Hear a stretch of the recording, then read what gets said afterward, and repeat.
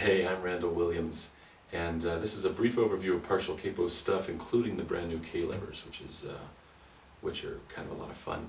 We're here in Frankfurt, just got done with the Musik Messe, and got a lot of interest for the K-Levers, so we figured we'd do a couple of videos. The basics behind partial capo work, the easiest place to start, I guess, is to take a full capo, just like that, and just back the thing off. So that it's leaving a string open. And an easy way to start is leaving that low string open. There are other videos and books and stuff about this, but for the moment, trust me on this one. If you leave that low string open and play a D chord, it sounds really nice. And you can move that all over the neck and do all sorts of crazy stuff with it. Again, there's more video and stuff about how to do this. And the thing is, you can take a normal capo and do this, or sometimes you want to get behind it. And there, obviously with our capos, you've got a little lever on the top here, and so sometimes it's easier to stick a drop D capo on. That leaves this little low string out, and that way you can get behind it.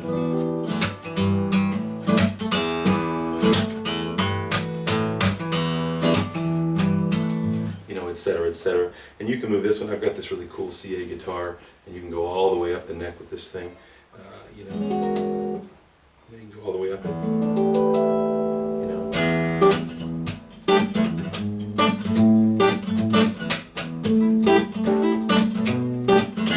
Etc., etc., etc. So the deal with this is a drop D capo, leaves that low string open.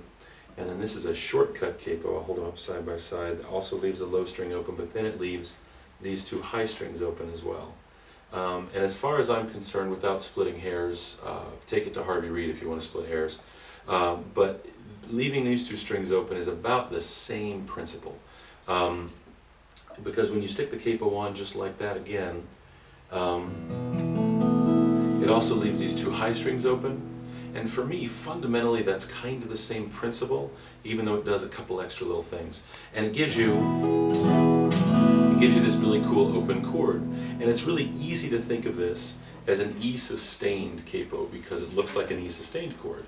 Except the deal is that most of us, when we play chords up here now, aren't going to think of anything in terms of this being E sustained. And that's kind of a long, could be a little bit convoluted thing. But basically there's that, and again, you can keep moving it up. You get some pretty cool.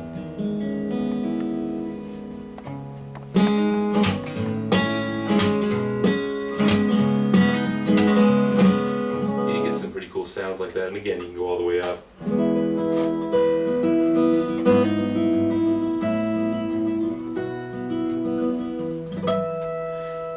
Cool. So that's kind of the standard set of partial capos and what they do. And the K-Levers essentially work the same way. And I would think it would be easy to be afraid of the K-Levers because they've got these little levers on them, and because there's so many of them, and they got these little push buttons. But check this out. There are these four capos just like this, and this is a drop D K-lever, and it's got this little lever on top, and when you push it, that little button goes down. And essentially it's doing the same thing a drop D capo does, except you've got a button to play with, and there's a couple good reasons to have that. One is that you can get to it really easily. The other is that you can do little hammer off things, hammer on, pull off. We've got a double drop D K-lever, which will do the same thing. This is a shortcut shaped K-lever, again leaves those two high strings open, and this one is an A-shaped K-lever that's got a big button right there. And let me just briefly show you how this thing works. Here I'm going to take the drop D and stick it on the guitar just like a regular old drop D capo, except that now I've got that button to play with.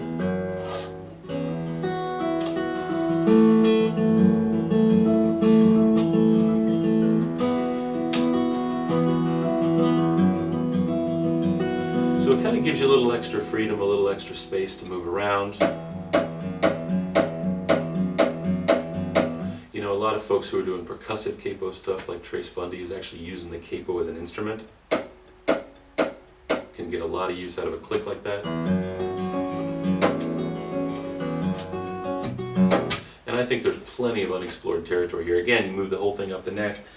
Same deal with the double drop D capo. You know, this is doing that kind of a thing, and it's also leaving that low string open right here. I'm sorry, the low string and the high string both.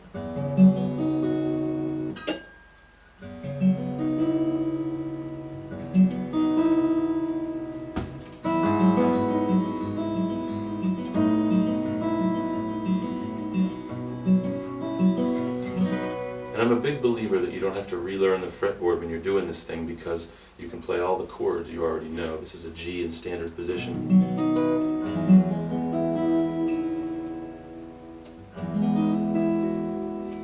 Again, here's the shortcut shape.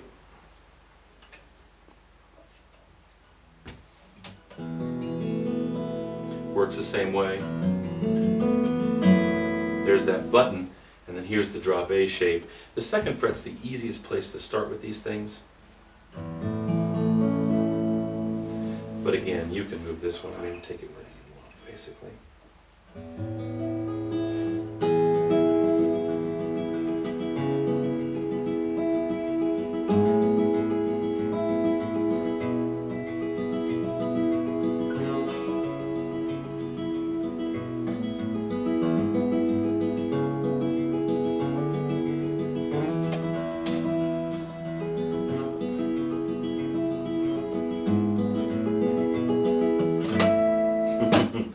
That's the beginning, and I think there's a long way still to go with these things, and a whole lot we haven't discovered.